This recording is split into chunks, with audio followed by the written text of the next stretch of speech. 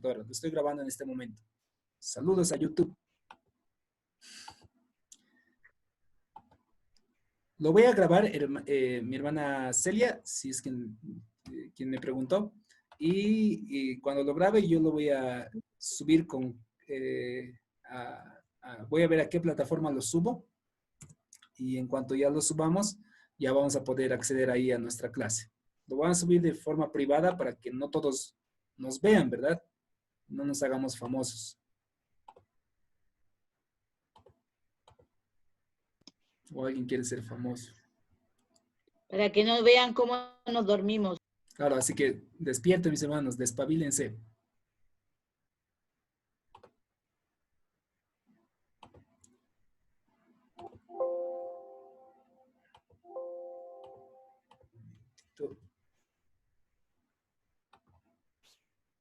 Ahora sí, ¿dónde estás?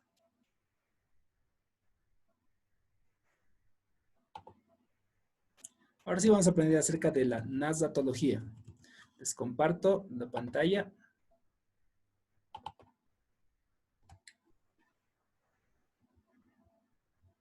La nasatología. ¿Quién sabe para algunos de ustedes va a ser algo novedoso? ¿Quién sabe para algunos sí ya lo han revisado o han aprendido en algún curso, en alguna actualización? Yo lo aprendí recién el año pasado y me ha parecido fantástico para poder hacer una interpretación bíblica más sólida y además de ello para ayudarme a preparar los bosquejos para los sermones bíblicos. Me ayudó en gran manera para poder identificar aquellos personajes y que también en la prédica nuestros hermanos puedan identificarse con algunos personajes que los autores han decidido. Es intencional. O sea, cuando escribió Lucas, o cualquiera de los autores bíblicos, él decidió en su escrito, agasó quien sabe en ese entonces la pluma y el papiro, y decidió, ¿qué voy a escribir ahora? Ya, escribir acerca de Jesucristo, todo lo que he aprendido de él, y empieza con cierto milagro, después continúa con otra historia, y asocia con otra historia, y pone ciertos personajes, evita poner algunos simplemente se nombra, algunas veces él mismo se nombra, algunas veces se ignora a sí mismo, y todo eso ha sido intencional. La nasatología, como les iba comentando, es una herramienta importante para poder utilizarlo dentro de la interpretación bíblica. A ver, tienen ahí, estoy compartiendo, ¿verdad? ¿O qué estoy compartiendo? ¿Dónde está? Aquí está. Sí. Aquí tenemos, mis hermanos, para pasar un poquito, los diferentes métodos de interpretación. El método literal es un método que algunos, en especial movimientos pentecostales que no tienen la disciplina de hacer estudios, utilizan este método. O sea, agarran la escritura y como dice, así es la ley, así dice el Señor. Y bueno, se cometen serios errores al aplicar este método literal. Hay porciones que sí se pueden interpretar de esa manera dentro de las escrituras, sí las hay. Pero no toda la Biblia se interpreta de manera literal. Hay porciones que son alegóricas, que es otro método también, el método alegórico, y otro error también que se comete dentro del movimiento pentecostal igual es alegorizar todo, buscar alegorías en todo. Incluso en historias precisas, en historias que son literales, le buscan alegorías y le asocian a otros eventos, a otras situaciones y tratan de expresar algunos principios dogmáticos que se enseñan dentro de su comunidad. Y otro tipo de interpretación, y este método de interpretación es muy utilizado dentro de la Iglesia Católica, que es el método dogmático. Es cuando se utiliza la escritura, pero en la interpretación trata de argumentarse a algún dogma. Para recordarles un poquito de teología, recuerden que hay una diferencia entre lo que es dogma y entre lo que es doctrina. Recuerdan en Teología Sistemática 1, posiblemente han avanzado eso. Dogma es aquello que, bueno, primero doctrina, es aquello que está enseñado dentro de las escrituras y que son principios fundamentales para nuestra fe. Eso es una doctrina, es la esencia. Y el dogma es la evolución que tiene la doctrina a lo largo del tiempo. Tenemos ahí Pastor, la doctrina, que es la esencia, y el dogma es aquello que ha ido evolucionando. Hermana Sue. usted nos dio un ejemplo en Antiguo Testamento sobre el bautismo, que el bautismo es una doctrina, pero cómo bautizarse se ha hecho un dogma. Exacto. Por ejemplo, vestirse de blanco. ¿Qué pasaría si uno de tus miembros, mi hermano, pastor, pastora, desearía bautizarse de negro? ¿Tú le dejarías? O dirías, no, hermana, ¿qué te está pasando? Sí o sí tenemos que bautizarnos de blanco. Pero ¿en qué punto, en qué parte de la escritura dice, oh, hermano, cuando os bauticéis, bauticéis de túnicas blancas, como dice el Señor? No hay esa porción bíblica. Pero a lo largo de la historia, como les iba explicando, un dogma va cambiando la doctrina y la va adecuando. Al origen, en el origen, creo que cuando se inicia un dogma, siempre ha tenido buenos propósitos. O sea, el propósito, supongamos, de que alguien dijo, hermanos, ¿qué tal si para el bautizo se los cosemos para los hermanos, se los diseñamos unas túnicas blancas, se van a ver muy hermosos? Y alguien propuso, dijo, sí, haremos de esa manera, se van a ver como ese ejército que está en el Apocalipsis de vestiduras blancas que el Señor ha comprado. Hagamos de esa manera. Y obviamente empezó así, pero luego ya se estableció. Y a veces el dogma se hace más allá que la doctrina. Hay iglesias muy dogmáticas y la Iglesia Católica es una de ellas y utiliza mucho esto, el método de interpretación dogmático. Hay el método de interpretación liberal. Es el que interpreta como quiere, cuando quiere y utiliza de cualquier manera. Es un abuso totalmente de la escritura. Eso es falta de disciplina. El método histórico crítico gramatical es aquel que vamos a aprender dentro del seminario, dentro de la currícula que cada uno de ustedes va a ir completando. Específicamente en métodos exegéticos y hermenéutica bíblica, ustedes van a ir profundizando el método histórico crítico gramatical, que, como les iba adelantando, trata de ver los contextos, el contexto histórico, el contexto literal, el contexto gramatical, de tal manera que podamos identificar el sentido de esa historia, el sentido original para nuestro tiempo. Y el método semiótico, que es igual un método que se aplica más adelante cuando ustedes tengan el conocimiento de los idiomas griego, hebreo, y puedan acceder incluso por lo menos a las copias que se tiene de los textos originales. Se aplica ahí el método semiótico para ver las diferencias en las palabras, para ver los énfasis. El idioma griego, aquellos que tal vez ya han avanzado un poquito ya de este idioma, notarán que es bien interesante. El idioma griego tiene palabras que para el castellano simplemente se resumen en una sola palabra, pero en el idioma griego tiene diversos tipos de palabras para referirse a una sola palabra en castellano. Entonces, en la semiótica se hace eso, ver el sentido original de la escritura, el sentido original de la palabra. Para nosotros, aquí tienen una definición de lo que es el método histórico crítico. Les voy a pasar esta presentación, no se van a preocupar. Les voy a compartir hoy mismo.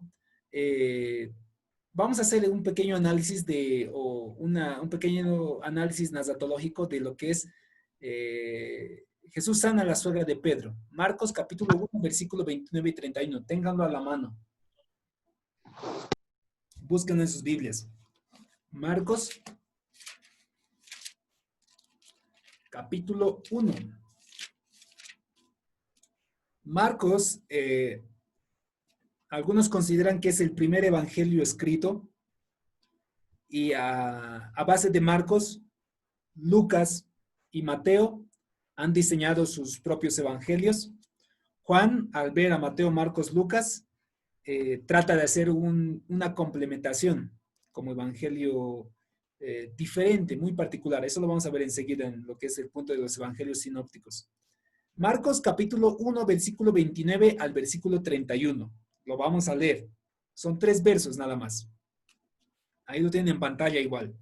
Al salir de la sinagoga, vinieron a casa de Simón y Andrés con Jacobo y Juan y la suegra de Simón estaba acostada con fiebre.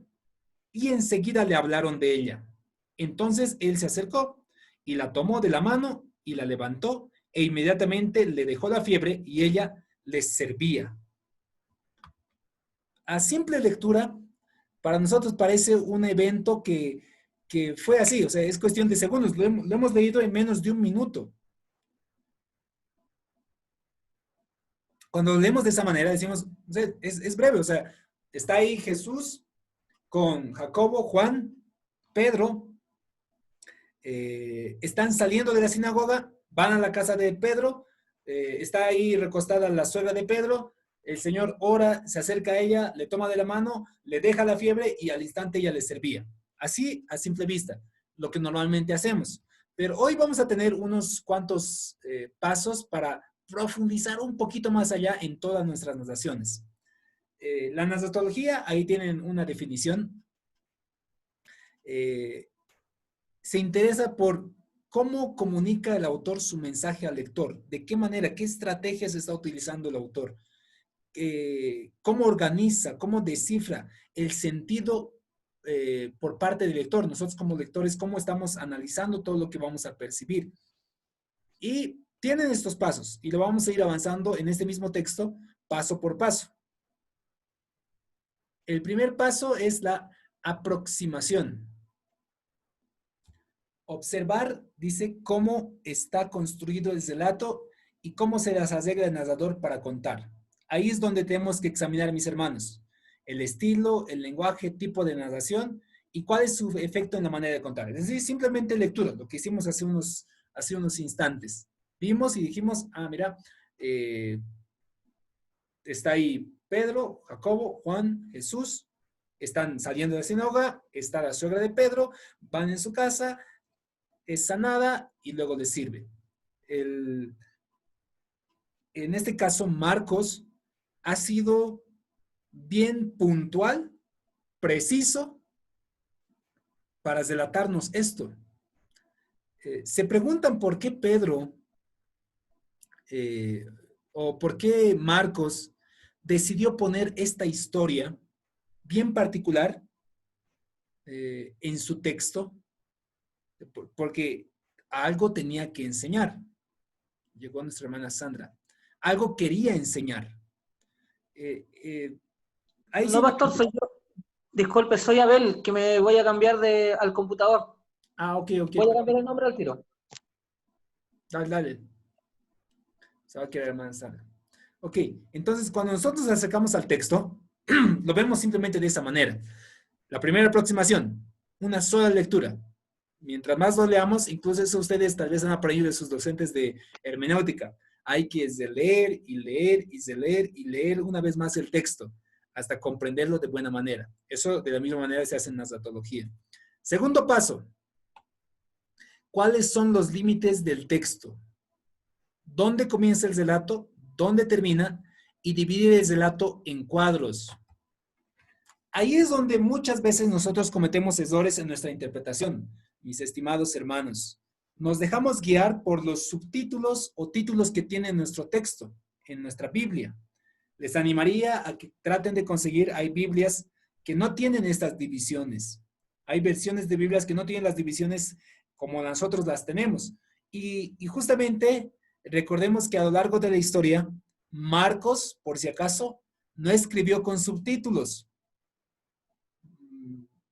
Pablo, Lucas, no escribieron con títulos sugerentes como nosotros tenemos en la Biblia. Tenemos ahí el título sugerente, quién sabe, en Lucas capítulo 15 tenemos la parábola del hijo pródigo. Pero, sin embargo, no se pronuncia la palabra pródigo. Lucas no puso ese título. Posteriormente en la historia, sabemos que se han identificado o se han dividido el texto en capítulos, en versos, y se han puesto subtítulos para que el lector laico pueda poder identificar los versos y en la lectura de la comunidad puedan encontrarse. Pero cuando Marcos escribió, no hubo divisiones. Era un texto cosido.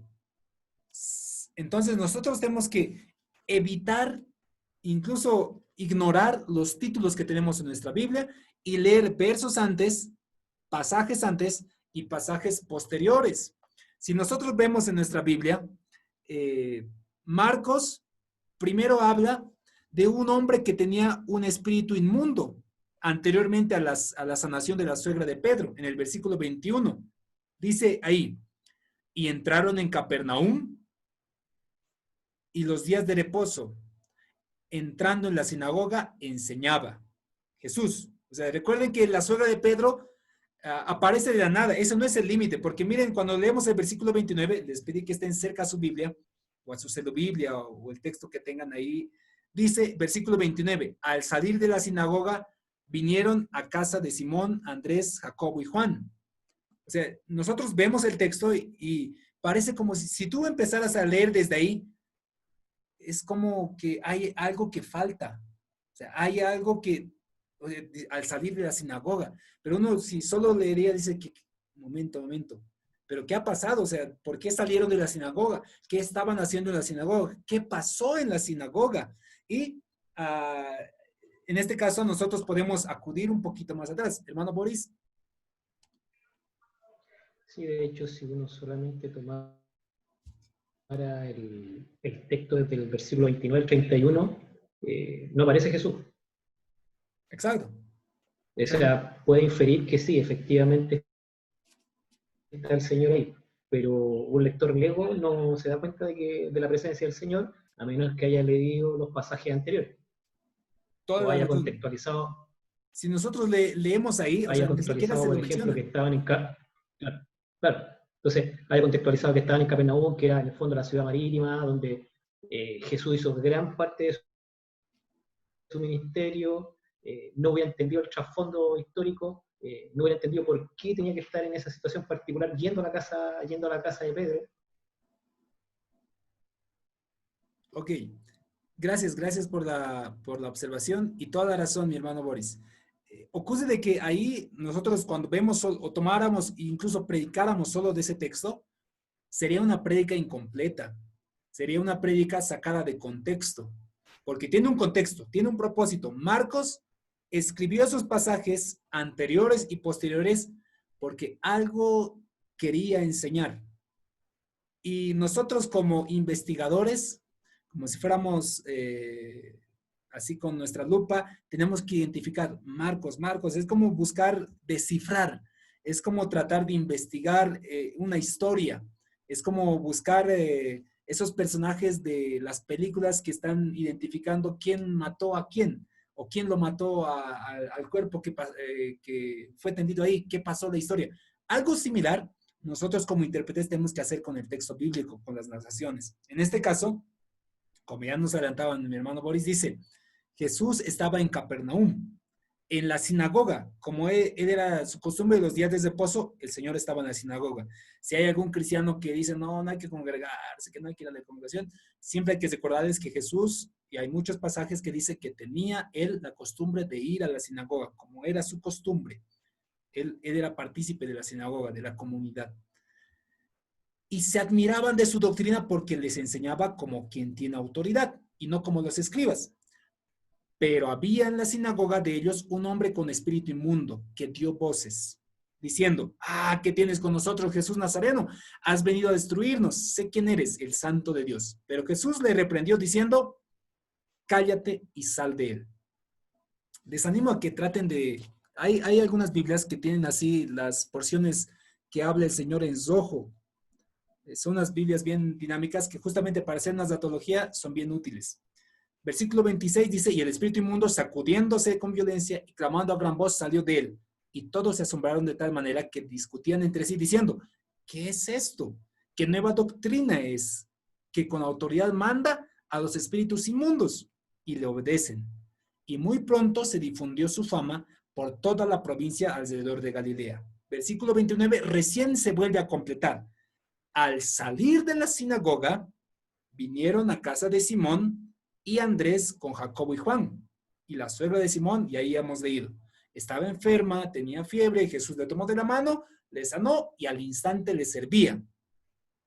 Termina ahí el relato y es ahí donde nosotros tenemos que preguntarnos. Ahí acabó el relato, hasta ahí cesó y leemos un poquito, dice, cuando llegó la noche, oye, el relato sigue.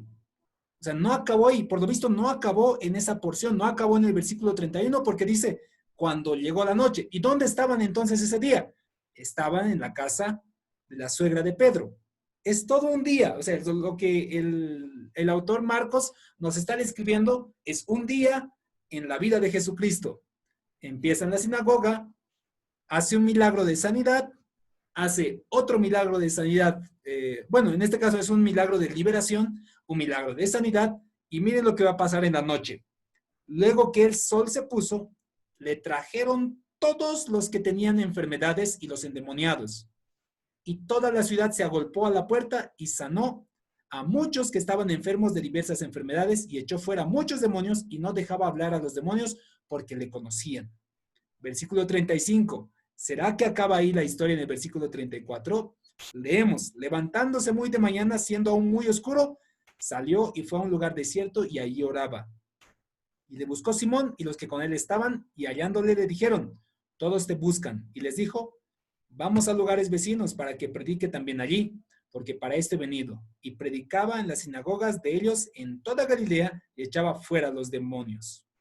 Hasta ahí acaba la historia. O sea, si nosotros tomamos atención, se amplía más allá. Si tomamos solo 3 versos, es un contexto. Entonces, en el paso 2, dice, pongamos límites y determinemos cuadros. Ahora, ¿esto a qué se refiere, el dividir en cuadros? Enseguida vamos a hacer un pequeño ejercicio. Permítame un cachito, voy a poner pizarra.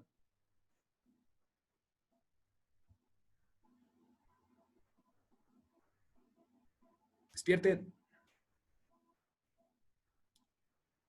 Pizarra.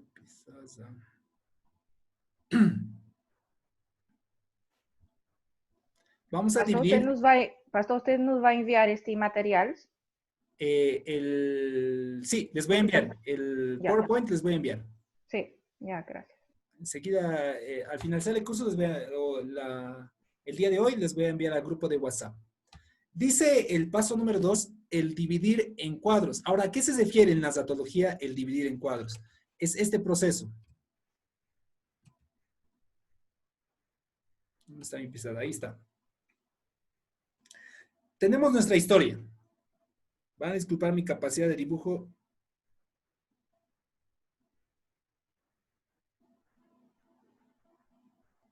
Vamos a dividir en cuadros. Una narración puede tener más de 4 cuadros. En este caso, nosotros vamos a dividir en estos cuadros. Es como las escenas. ¿Se recuerdan aquellos chistes? Primer acto, no me recuerdo que ahí dice, tal personaje, no me recuerdo, a ver, algún chiste que no sea ofensivo, pero por actos. Ahí dice, primer acto, sale una persona de esta manera. Segundo acto, sale una persona de esta manera. Tercer acto, ¿cómo se llama la obra? Algo así. Eso es dividir en cuadros. Primer acto. Recordemos que Jesús está en la sinagoga, vamos a poner así la sinagoga. Está dentro de la sinagoga. ¿Y qué es lo que está ocurriendo en la sinagoga? Está Jesús. ¿Quién más dice? Y ahí vamos a identificar personajes. Dice, versículo 23. Pero había en la sinagoga de ellos un hombre con un espíritu inmundo que dio voces. Inicialmente, en el versículo 21, no nos describe quiénes estaban. En el versículo 29 ya nos describen que estaban Pedro, Jacobo y Juan. Pero aquí nos dice que estaban en la sinagoga. Recordemos que la sinagoga era un espacio donde los judíos se reunían y escuchaban la palabra. Y nuestro Señor Jesucristo, y ahí está Jesucristo, estaba ahí en la sinagoga. Ese es el primer acto. En el segundo acto, dice la palabra de Dios que viene un endemoniado. Ahora, ¿cómo lo dibujamos a un endemoniado? Supongamos que es así. Vamos a poner como un personaje. Ahí. Viene un endemoniado y le dice, ¿qué quieres? Sé quién eres, el santo de Dios, le dice el endemoniado. Y Jesús le dice, calla y sal de él. Toda la gente que estaba ahí se sorprende de su doctrina. Primer acto o el primer cuadro. Recuerden que nos dice dividir por cuadros. Segundo cuadro, es como que son escenas, son como una película. Ustedes han visto en las películas les dividen por cuadros. Es decir, en la escena donde están batallando, otro cuadro, la escena donde están en su casa y están preparando quién sabe, la estrategia para atacar. Otro cuadro, están ahí el enemigo, su cuadro también que están ahí ellos hablando. De la misma manera, en el primer cuadro están dentro de la sinagoga.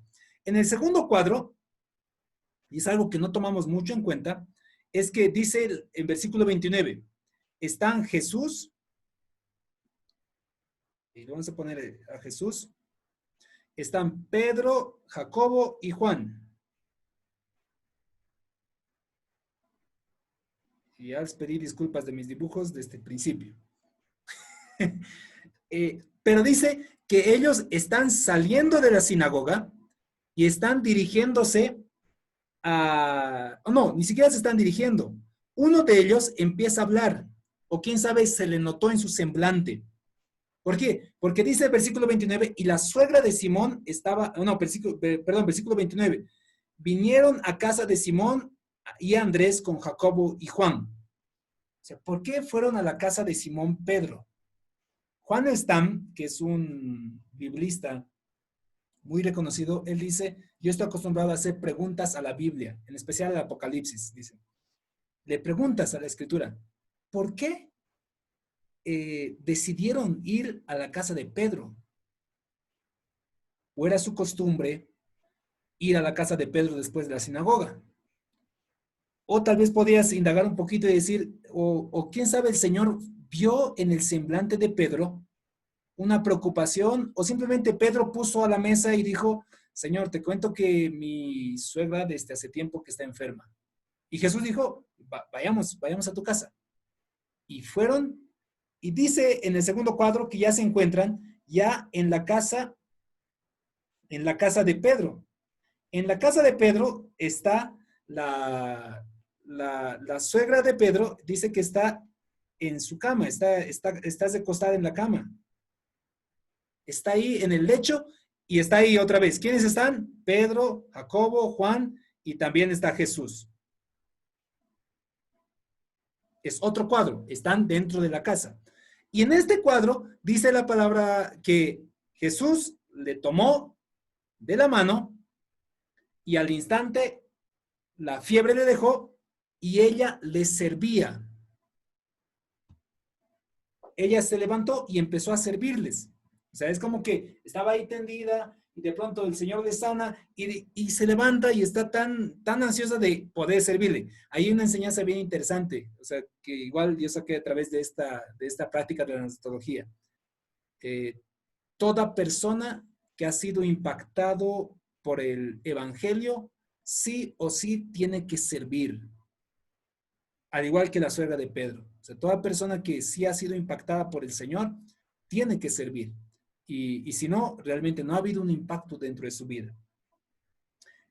Vamos a dejar, por el tiempo que tenemos, porque hacer un análisis datológico de todo el límite del texto, ya hemos visto que el límite de esta narración está en el 21 y termina en el versículo 39. Pero para nuestra didáctica, vamos a tomar desde el versículo 29 al versículo 31. Un siguiente cuadro es ya cuando, inmediato, cuando la suegra de Pedro empieza a servir al Señor. O sea, quién sabe le sirvió de un plato de alimentos o le atendió, no sé de qué manera, pero dice la palabra de Dios, o dice Marcos, en este caso, en su relato, que la suegra de Pedro le sirvió. Hasta ahí termina el cuadro. Ese es el siguiente paso que nosotros tenemos que realizar. Establecer los límites y dividirlo en cuadros. Lo pueden hacer así como mis monigotes, sin mucha capacidad de dibujo, pero el punto es que tengan que identificar cuáles son los cuadros. Paso número 3. ¿Qué hilo conductor asegura la coherencia del argumento narrativo? Y es ahí donde nosotros tenemos que determinar esto. No sé si ustedes tenían esa práctica tal vez en el colegio con la profesora de literatura o lenguaje que nos hacía identificar de las novelas. Situación inicial, nudo, desenlace. Eso es lo que normalmente nos hacían hacer las profesoras.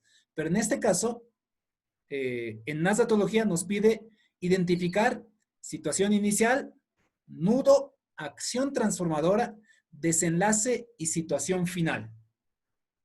Situación inicial, nudo, acción transformadora y desenlace y situación final. Y vamos a hacer otra vez este ejercicio. Vamos otra vez a la pizarra.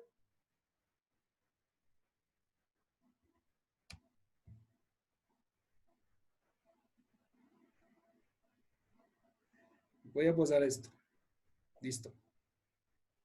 Tenemos, primer paso que tenemos que identificar es situación inicial. Lo ponemos ahí, situación inicial. Segundo paso es identificar el nudo. El tercer paso, acción transformadora. Se me olvidó esto. Segundo paso, nudo. Tercer paso, acción transformadora. Cuarto paso, desenlace. Quinto paso, situación final. Recuerden que estamos haciendo el análisis narratológico específicamente de la sanación de la suegra de Pedro, pero que tiene un contexto histórico de un milagro de liberación y más adelante de muchos enfermos y personas también que habían sido liberadas de muchos demonios. Ese es el contexto. Primero, situación inicial. Describimos. La situación inicial es que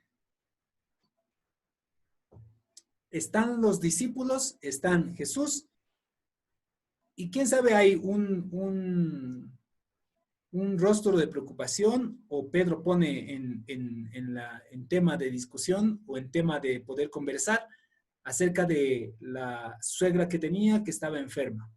Esa es la situación inicial de la historia, es decir, cómo está empezando la historia y posteriormente viene un nudo. El nudo en cualquier narración es ese evento que llega a la cúspide. Es como que, supongamos que así empieza la historia, está empezando con un pequeño relato, viene un nudo. El nudo es ese punto cúspide donde el lector tiene que poner mayor atención. Dice la historia, estaban saliendo de la sinagoga, vinieron a casa de Simón, Andrés, Jacobo y Juan. Están ahí los cuatro. Y la suegra de Simón estaba acostada con fiebre. ¿Cómo vamos a poder identificar el nudo? Simplemente a través de que nos queda una cuestionante. Si acabaría ahí la historia, te deja con una incógnita. Es decir, ¿qué va a pasar? Es como cuando vemos alguna novela o alguna película que tiene una segunda parte y tú dices, ¡guau! ¿Qué va a pasar? No sé, ha acabado esta temporada y nos han dejado con la incógnita de qué es lo que va a pasar. Si nosotros cortáramos en algún punto de esta historia, nos tiene que generar esa expectativa y justamente ahí es el nudo. En este caso, y la suegra de Simón estaba acostada con fiebre. Ahí, justamente, si acabamos la historia, ¿qué te ocurriría a ti? O sea, dice, estaba Jacobo, Juan, Simón y Andrés y Jesús. Y la suegra de Simón estaba acostada con fiebre. Acaba la historia.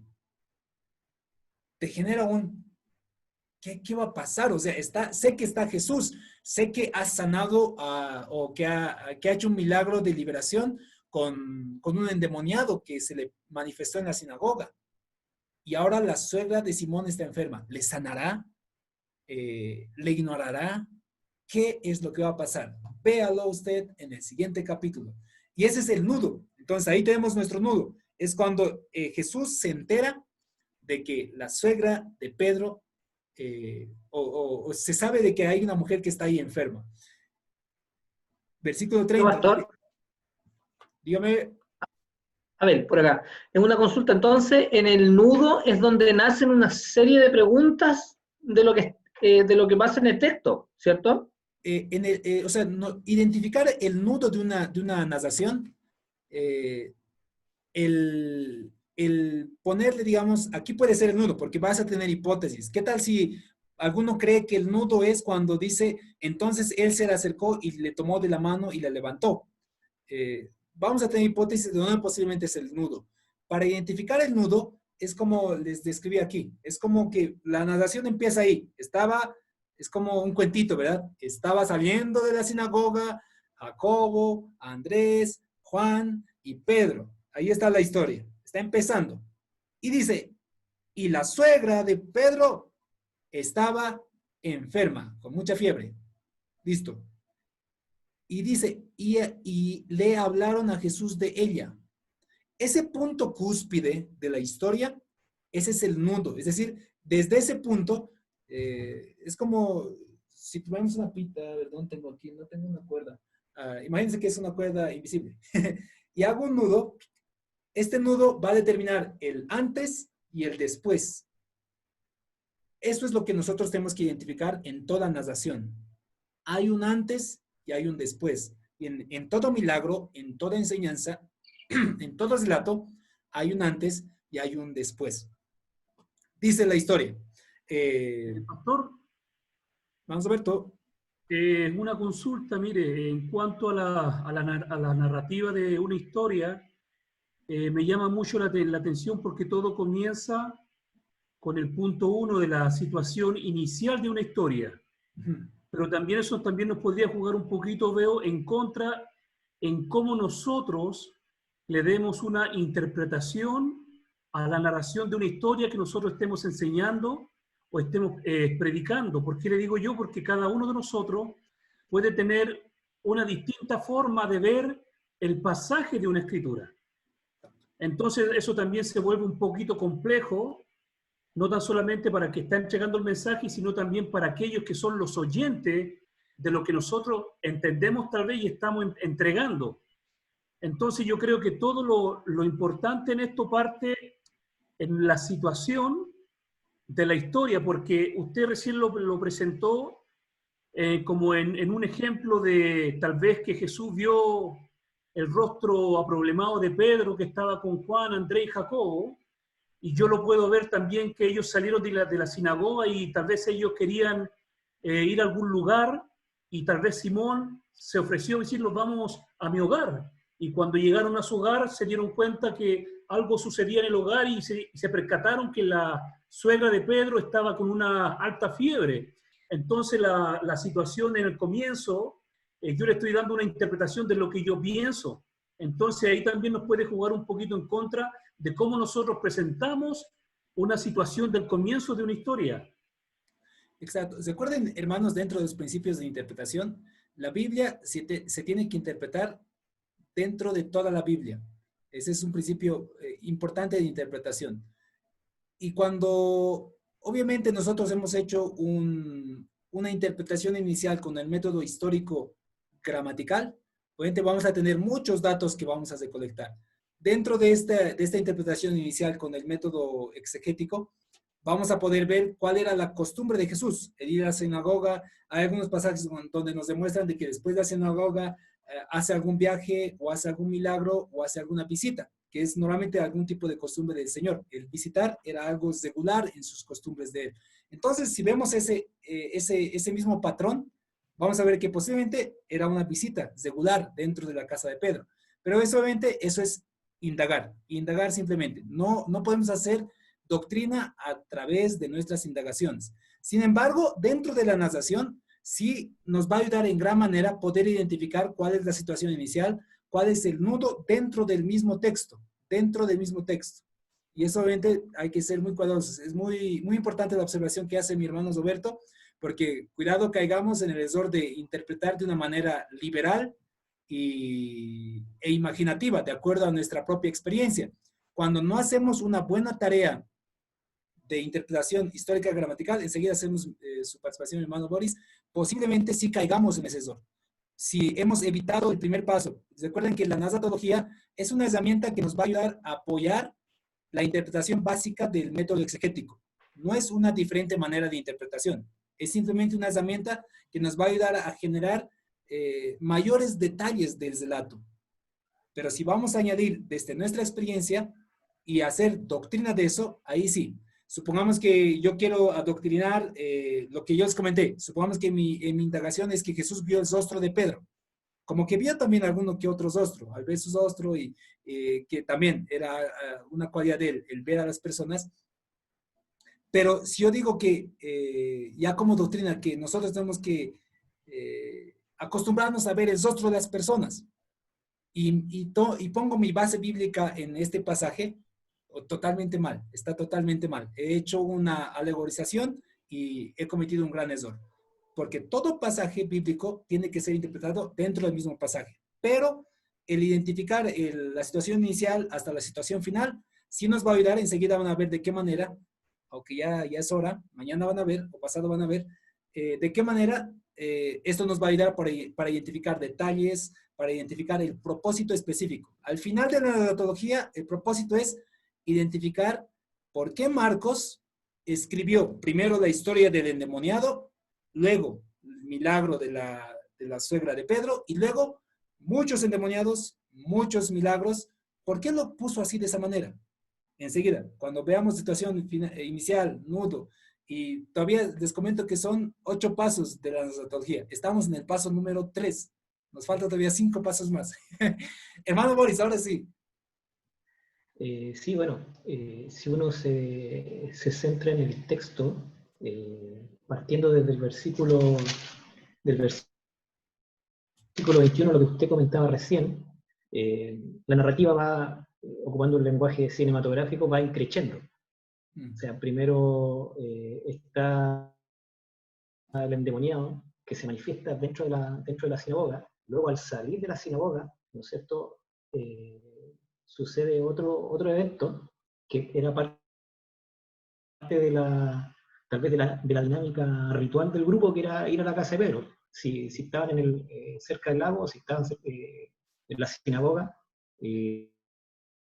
lo más probable es que la casa de Pedro quedara cerca. Por lo tanto, por lo que nos muestra la Biblia, también el comportamiento de Pedro siempre fue un comportamiento más de liderazgo, más de llevar hacia adelante el grupo.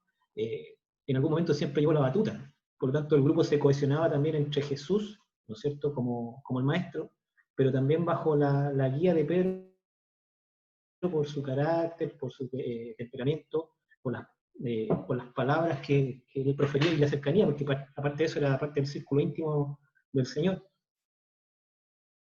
En el segundo acto, ¿no es cierto?, si lo viéramos desde el 21 hacia adelante, en el segundo acto vemos la sanación de la suegra de Pedro, y en el tercer acto vemos también la mezcla de estos dos acontecimientos, no solamente del hecho sobrenatural, de una situación sobrenatural, que era el endemoniado, el segundo de una situación sobrenatural sobre un hecho natural, que era una enfermedad, y tercero, ¿no es cierto?, ya finalizando el día, encontramos el mix o la mezcla de ambos eventos,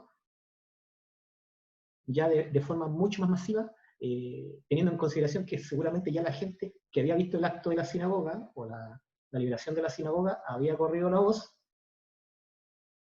y trajeron a todos sus enfermos, trajeron a todos los endemoniados que habían encontrado, que tenían en la familia, ¿no es cierto? Por eso que el método crítico, histórico y textual incluso, cobra relevancia. Ahora, uno podría profundizar aún mucho más y darle algún tipo de interpretación, si quisiera, media personal, como decía el pastor Roberto. Ahora, hay ciertos criterios que claramente uno debe seguir. De hecho, Lutero, cuando establece las 95 tesis, dice el libre examen de la escritura. Ahora, no se refiere a que uno la interpreta de la manera que uno se le antoja, sino que eso se refería al libre acceso a las escrituras, porque en ese tiempo las escrituras eran patrimonio exclusivo de los sacerdotes, de aquellos que profesaban ¿cómo se llama?, la academia dentro de la institución romana. Gracias, muchas gracias, mi hermano Boris. Es así. Estamos todavía, nos quedan 8 pasos son los que tenemos que llevar. Estamos en el paso número 3. Creo que mañana vamos a concluir ya con los otros 5 pasos. Quisiera ser enfático y quiero que pongan mucha atención. La nasatología no es un método de interpretación. No lo vean como un método de interpretación. La nasatología es una herramienta que apoya al método histórico crítico. y saca de lo que nosotros vamos a hallar en el método histórico crítico, es decir, el contexto histórico, el contexto gramatical, el contexto geográfico, inclusive, que vamos a hallar en el método histórico crítico, nos va a ayudar para que dentro de la narratología podamos identificar algunos detalles que tal vez se nos han pasado de largo. Eso es el propósito de la narratología. Y finalmente, identificar el propósito, el mensaje específico que el autor escribió para el lector inicial y para nosotros también. Mano, David. Pastor, sí, creo que es interesante la pregunta o la reflexión que plantea el pastor Roberto, y usted lo reafirma, de no caer en el extremo de hacer una doctrina, poco menos, una enseñanza de algo que no está en la Biblia. Exacto. ¿Verdad? Entonces creo que es importante. Ahora, usted ha señalado también, y creo que es importante que internalicemos eso, que este tema que estamos estudiando, el método histórico, el método gramatical, ¿cierto? Costumbre y todo, es una suma de herramientas que se van sumando a la comprensión más objetiva de lo que efectivamente sucedía, y que precisamente a lo mejor no puede estar explícito ahí, pero va a estar implícito al estudiar un poco la historia, las costumbres, como usted lo señalaba muy bien. Entonces creo que eso es importante destacar. Y creo que otro tema interesante de poder considerar, y lo pregunto a la vez al afirmar esto, pero a modo también de pregunta, creo que cumple, y usted me confirma si es así, pero me parece al menos a mí que sí, es que los textos paralelos también son importantes. Son importantes complementarlos, ¿cierto?, en esta comprensión lo más objetiva y bíblica posible. Porque, por ejemplo, en Lucas se dice no solamente que le hablaban, sino que le rogaron por ella. Le rogaron por la suegra. Entonces, la expresión que usted manifiesta, que una inferencia, me atrevo a decir, probablemente le miraron los ojos, la cara a Pedro, es perfectamente legítimo, sin quitarle veracidad a todo el contexto bíblico. ¿Por qué? Porque yo me imagino si a Pedro o a los que estaban ahí rogando, no con una cara de alegría, sino con una cara de quizás de sazón, de preocupación, Señor, por favor, sánala. Porque textualmente Lucas dice,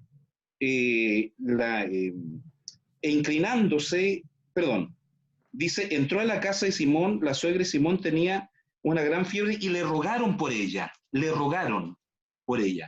Entonces me parece interesante que este dato adicional refuerza un poco algunas inferencias que yo creo que todos los predicadores en algún momento hacemos, pero tenemos que ser cuidadosos de poder decir, creo yo, pienso, quizás, tal vez, la Biblia no lo dice, pero probablemente, tratando de estar en un contexto. Entonces, de esa manera, nos permite desarrollar el mensaje sin tener subjetividad, pero sí en algún momento dar una impresión de lo que pudo haber sucedido si es que no está explicitado en la Biblia. Por eso es bueno siempre tener un conocimiento bien amplio de los pasajes paralelos que tenemos. Gracias a Dios tenemos en nuestra Biblia siempre esas sugerencias en nuestros textos de en dónde más se puede encontrar este mismo texto, y eso nos ayuda con los detalles. Pero es igual, dentro de los pasos que vamos a avanzar en la narratología, vamos a ir viendo más adelante. No nos adelantemos todavía, nos quedan 5 pasos más para poder acabar con este trabajo muy hermoso que es un análisis narratológico. El día de mañana vamos a continuar. El día de mañana vamos a... el día miércoles. El día miércoles 13, 14 y 15. Nos volvemos a ver, mis hermanos. Les voy a enviar en este mismo momento esta presentación para que ustedes le vayan dando una lectura, y si es que se animan, les voy a mandar igual el libro de... Esto es un método se llama Daniel Marquerat, es un librito grandecito igual, pero que lo pueden revisar si quieren profundizar un poquito más. Les voy a pasar eso y el librito base de la materia. Enseguida les envío, mis hermanos. Que tengan un buen descanso y recuerden hacer sus trabajos para el día viernes. Ya estén empezando, si es que no han empezado Lucas, vayan a imprimir el Evangelio de Lucas, o vayan a conseguir un libro de los Gedeones, Nuevo Testamento, y empiecen a marcar. Es igual, van a ver igual para más adelante, nos va a ser muy útil. ¿Ok? ¿Alguna pregunta? ¿Alguna duda más antes de despedirnos? Vamos a terminar con una oración. ¿Ok? ¿Quién nos puede dirigir? Pastor David, ¿estás ahí? ¿Nos puede dirigir en oración? Vamos a terminar. David Casanova. Muy bien, pastor. Gracias por este tiempo de bendición. Oremos. Señor, en el nombre de Jesucristo, en esta hora queremos agradecerle muy sinceramente, Señor, por este hermoso tiempo de instrucción bíblica, de aprendizaje. Gracias por nuestro profesor que se ha empeñado en prepararse para poder capacitarnos de la mejor manera, Señor. Gracias por la disposición de poder enseñar y responder a nuestras inquietudes en este proceso de aprendizaje. Y gracias, Señor, también por cada uno de los compañeros de estudio. Dios, le pedimos una vez más que siga abriendo, Señor, nuestra mente, nuestra comprensión, para poder recibir de la mejor manera y de la manera más eficaz, Señor, toda esta enseñanza en nuestra vida, Señor. También para poder aplicarla, Dios, en nuestros ministerios, en la enseñanza, en las funciones que tenemos cada uno de nosotros. Gracias, Señor, por este tiempo. Le rogamos que nos dé un descanso reparador y que nos desafíe a prepararnos ya para el próximo miércoles, Señor, nuestra nueva clase. Gracias, oramos y agradecemos por su bendición en el nombre de Jesús. Amén. Bien. Bien, que tengan buen descanso. Nos vemos el día miércoles a las 8, mis hermanos. Bendiciones. Bendiciones.